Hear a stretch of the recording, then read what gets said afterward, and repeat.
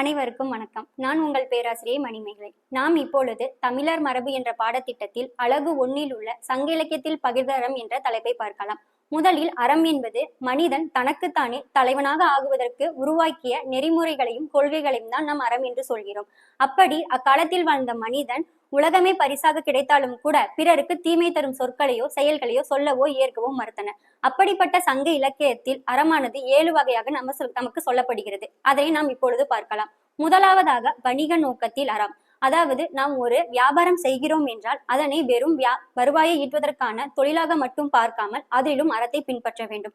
இரண்டாவதாக அரசியலில் அறம். இந்த அரசியலின் அறத்தை அரசனின் அறம், அமைச்சின் அறம் என்று இரண்டாக சொல்கின்றனர். ஃபர்ஸ்ட் அரசனின் அறம், அதாவது அறநெறி முதற்றே அரசின் கொற்றம். அறநெறி முதற்றே அரசின் கொற்றம், அதாவது ஒரு நாட்டு மன்னன் தன் நாட்டு மக்களுக்கு தேவையான நீர்வளத்தை பெருக்கி நிலவளத்தை கண்டு உணவுப் பொருட்களை உற்பத்தி செய்ய வேண்டும். அப்படி உற்பத்தி செய்த உணவுப் பொருட்களை அனைவருக்கும் சமமாக பிரித்து தந்து வாழ வேண்டும்.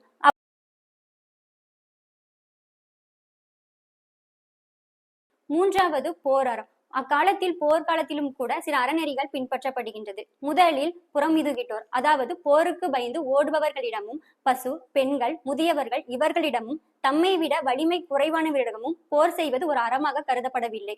நான்காவதாக கொடையறம். கொடையறத்தை பற்றி வள்ளுவரும் கூட தன்னுடைய திருக்குறளில் அழகாக சொல்லியிருக்கிறார். இறப்போர்க்கு ஈயாது வாழ்தலை விட உயிரை விட்டு விடுதல் மேலானது. இறப்போர்க்கு ஈயாது வாழ்தலை விட உயிரை விட்டு விடுதல் மேலானது. அதாவது தன்னை நாடி ஒருவர் வருகிறார் என்றால் அவருக்கு தன்னால் முடிந்த ஒரு உதவியாவது செய்ய வேண்டும். அப்படி உதவி செய்ய முடியாவிட்டால் நீங்கள் உயிர் வாழ்தலை விட செத்தே விடலாம் என்று வள்ளுவரும் சிறப்பாக கொடையாரத்தை பற்றி கூறியிருக்கிறார்.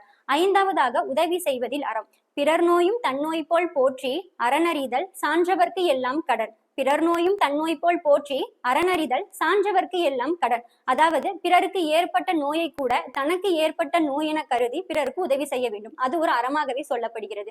ஆறாவதாக நற்றிணையில் அறம். எப்படி சங்க இலக்கியமானது போரை பற்றியும் கொடையை பற்றியும் வீரத்தை பற்றியும் சொல்லியது, அதே போல காதலை பற்றியும் சொல்லியிருக்கிறது. அதாவது தலைவன் தலைவி காதல் செய்கிறார்கள். தலைவன் பொருளீட்டுவதற்காக வெளியே சென்று விடுகிறான். அதனால் தலைவி சோறு உண்ணாமல் உடல் மெலிந்து காணப்படுகிறாள். இதனை குறிப்பால் அணிந்த தோழி கவலைப்படாதே, தலைவன் கூடிய விரைவில் வருவான் என்று தோழியானவள் தலைவிக்கு அறத்தோடு நிற்கிறாள். அடுத்து ஏழாவதாக காதலின் அறம். அக்காலத்தில் ஆணும் பெண்ணும் காதல் செய்வது அறமாகத்தான் கருதப்பட்டது. ஆனால் தலைவி தன்னுடைய காதலை முதலில் தோழியிடம் கூற வேண்டும். தோழியானவள் நற்றாயிடம் கூறுவாள். நற்றாயானவள் செவிலித்தாயிடம் கூறுவாள். செவிலித்தாயானவள் தந்தை தமக்கே இவரிடம் கூற வேண்டும். அதுதான் முறையான அறமாக பின்பற்றதை தவிர தோழியானவள் நேரடியாக தன்னுடைய வீட்டரிடம் கூறுவது அறமாக கருதப்படவில்லை. இவ்வாறு சங்க இலக்கியத்தில் அறக்கருத்தானது 7 வகையாக சொல்லப்படுகிறது. நன்றி.